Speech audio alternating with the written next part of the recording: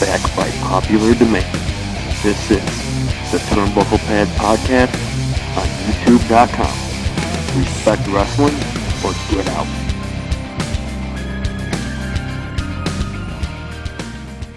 Ladies and gentlemen, welcome back to another special edition of the Turnbucklepad Podcast. And my guest today, he's not a stranger to the Turnbucklepad.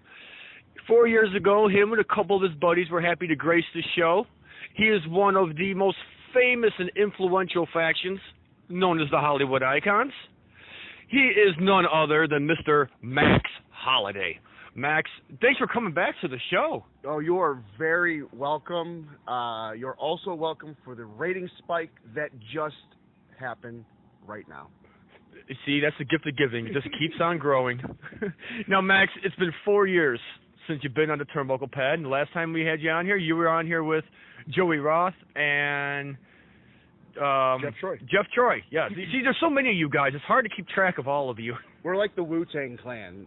Everybody's a member in some facet. Now, since you've been on here, it's been a couple years, and I've been following your work, and you've actually gone to much higher heights, and you're doing so much more now. Now you're doing Max Sinister, and how's that going for you? I love Max Sinister. Max Sinister allows me to go to places that I'm not allowed to do or go, I guess, with Max Holiday. It's a totally different realm, a totally different world with Sinister. Was that something you've wanted to do, or was this something that was brought to you and you just kind of thought about it? You know, getting into wrestling, it's like a common theme. Everyone wants to be Billy Badass, and they want to go out and they want to whoop someone, and they want to be the guy out there. They want to be Stone Cold. They want to be The Rock. They want to be Hulk Hogan. Getting into wrestling, I just wanted to be me, and that was Max Holiday. It wasn't until about a year ago when talking with Blitz Pro Wrestling and the bookers over there that Sinister was actually developed. It was a collective effort. But as we've stated earlier in the day today, in order to do this gimmick, it has to be a certain part of you. So, yeah, there's probably a dark side of me somewhere locked away that, you know, when that music hits, it comes out. I'll tell you, tonight I did Sinister. I don't even remember the match. It's kind of like a blackout thing. It's like walking into a whole funny story. Side note, Tully Bertorelli, you know Tully. Yeah, he's a good dude. We were riding together one night. I want to say it was after an Anarchy show. This is going to explain kind of where I go with Sinister in a funny way, I guess. So we're driving home, and Tully's sitting there. He's hand in his head, and he's just kind of thinking to himself, and me and someone else is in the car. We're talking, and I think we started to get into like an argument, and Tully just pops out of nowhere. Stop it! Stop! I'm like, dude, what's wrong with you, man? I went a little too deep into character tonight. I'm trying to come out. So with that being said, when it comes to Sinister, it's kind of like Dexter. I like to delve into a dark part of me that just, you know, I don't share with people. So it's kind of like letting that sinister side of you that everybody has. And I think that's why the gimmick is over, because everybody has this sinister side to them. Some people show it, some people try to show it, and they look like fools, and some people just tuck it away and hide it. And they bury it with their day-to-day life. So I think that's why the Sinister gimmick has gotten over as well, is because people can relate to it. It's a dark side. It's a dark passenger, if you watch Dexter. Yes. It's a dark passenger of Max Holiday. I think that's the best way to say that. Now, Mick Foley had quoted a long time ago that a heel is only believable when he believes that what he's doing is justified. Now, when it comes to tapping into those alternate egos, is that something that you really believe plays a good factor into making a match believable? Oh, for sure. In my opinion, the match is the gimmick. I mean, like tonight, it was Rough Crossing versus myself, you know, as Max Sinister. And those are two gimmicks that are in the area that everybody loves because they are gimmicks. Right. They can relate to it in some form or fashion. So, yeah, you're absolutely right there.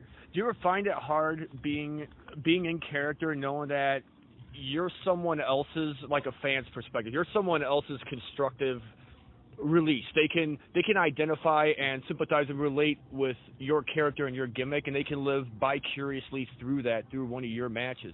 What does that mean to you, and what does that do for you as far as your gimmick goes? Oh, I've personally never had anyone say that to me, but the thought is pretty intriguing, I guess.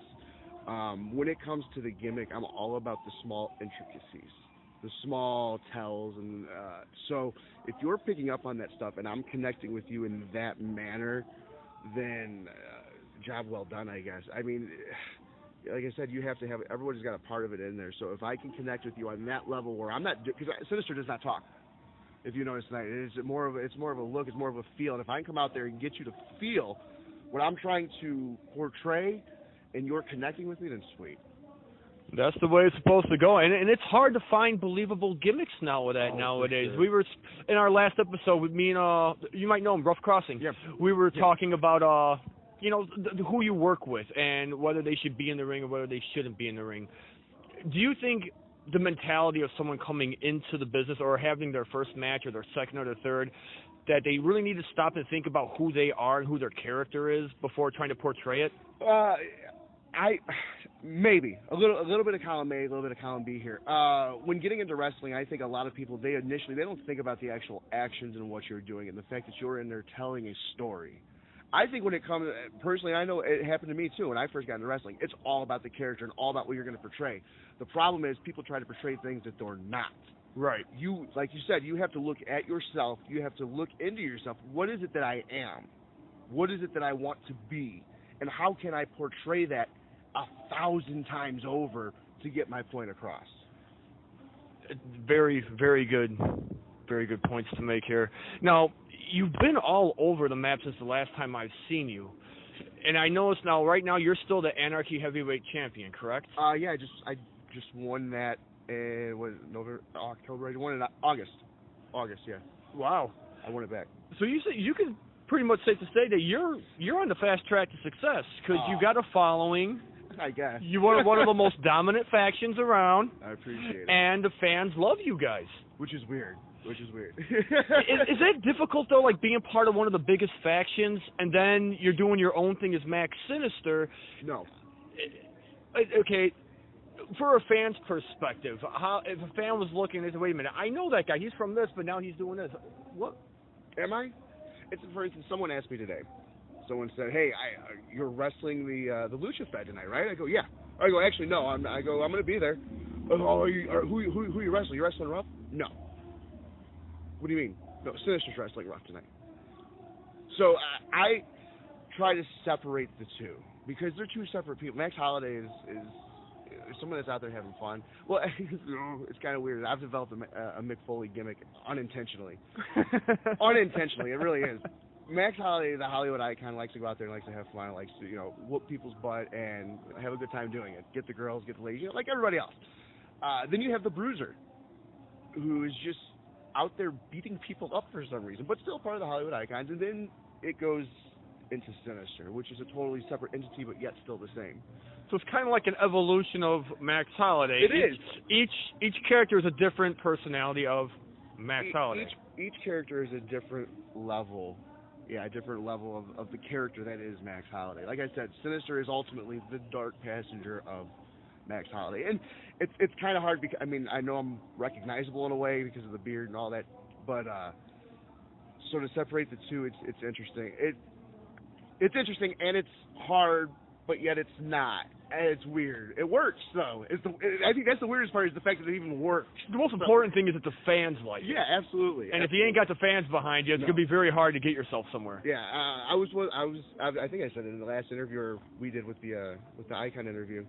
I'm one of those guys that nobody likes, and I got a horrible reputation that supersedes me. But 15 years later, I'm still standing here. Within the last month, I've worked the 3 top-tier guys, in my opinion, and probably some other people in the area. I've worked Mojo McQueen. I worked Marche Rocket last Sunday. Wow. I worked Rough Crossing here tonight. So, yeah, I'm not worried about it. In the last year, I've done so much, and it's kind of weird because it's happened so fast. I don't feel like I'm going anywhere. You're sitting here saying you're on the fast track to success, and it's like, am I? Is that what's happening? It's weird. I've done a lot especially in the last year, but I appreciate it. Thank you. I got carried away there. Sorry. Well, people are always going to see it differently. They always say that it's easier to see the chalkboard when you take a couple steps back from it. For the fans are in the classroom and you're the teacher and you're up against the chalkboard. Yeah. The fans are watching you, so they're obviously going to see something differently than what you see because you're so close to it. Absolutely. So, Max, we have a new question that I am going to drop on Max. I wonder if I should take a step back before I ask this. Oh, man. Now, Max, we've asked this question about the business. People new, people that are trying to get in, but you're a smart man, so I have a different one for you. Hello.